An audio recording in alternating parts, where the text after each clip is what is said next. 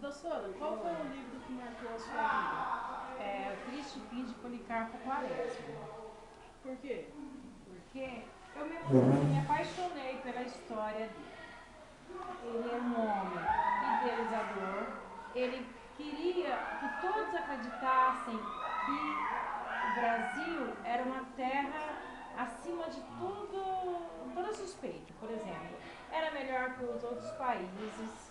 E foi bem assim, a história começa contando a história bem no início do Brasil mesmo, descobrimento do Brasil. Então ele começou assim a acreditar que a nossa terra ela era mais produtiva, ele acreditava que os frutos, tudo que aqui produzia, a agricultura, era bem melhor que em outros países, que o nosso rio Amazonas era muito melhor que o rio Nilo, que tinha uma questão na época que qual era o melhor rio, qual era o maior rio. E ele vai se enfeitiçando por isso de uma tal maneira que ele é dado como louco. Aí chega um momento na narrativa que ele vai realmente preso. Ele é preso, preso não, ele vai para um sanatório como louco, dado como louco, e fica lá por um bom tempo. Os amigos se afastam dele porque acham que ele não está batendo bem, né? E ele era um rapaz solteiro, aí ele sai do sanatório e vai viver no sítio com a irmã dele, a única irmã dele que cuidava dele. Chega no sítio, ele planta um monte de coisa, planta, faz roça de milho, faz roça de feijão, porque ele acreditava que a terra era produtiva. À noite as formigas iam lá e comiam tudo. Então, gente, era penoso a história dele. E ele tinha assim, um respeito muito grande pela pátria. Na época existiam aqueles conflitos ainda, né, entre Brasil e outros países vizinhos. E ele, já depois de velho, ele se alista, vai para o exército, luta a favor da nação, porque ele acreditava que o Brasil ia vencer a guerra.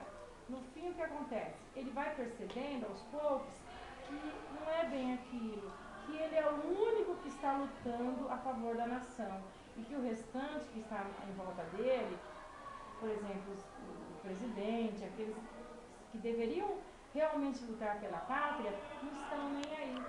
Aí tem um certo dia lá que eu acho triste, que ele vai fazer uma visita para o presidente. E ele chega lá e encontra o presidente jogado na cadeira, com palito na boca, os pés sobre a mesa. E aquilo foi a gota d'água para ele, desacreditar mesmo que ele estava sozinho lutando por uma coisa que só ele queria, mostrar que o Brasil era uma pátria idealizada. E num desses, aí como se diz, ele visita lá o presidente, e aí ele fala com o presidente, e ele fica meio assim desanimado, ele começa a questionar o presidente. Por que daquilo tudo? Por que daquela guerra? Por que os soldados não estavam preparados para a guerra? Porque assim, tem alguns trechos que descreve os soldados não tinham armamento, não tinha farda, não tinha nem botas. Eles lutavam assim com a força bruta mesmo, não tinha como enfrentar o inimigo.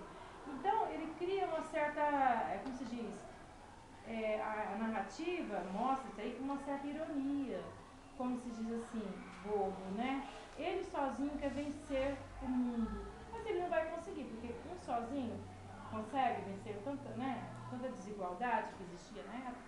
Então ele vai caindo em si.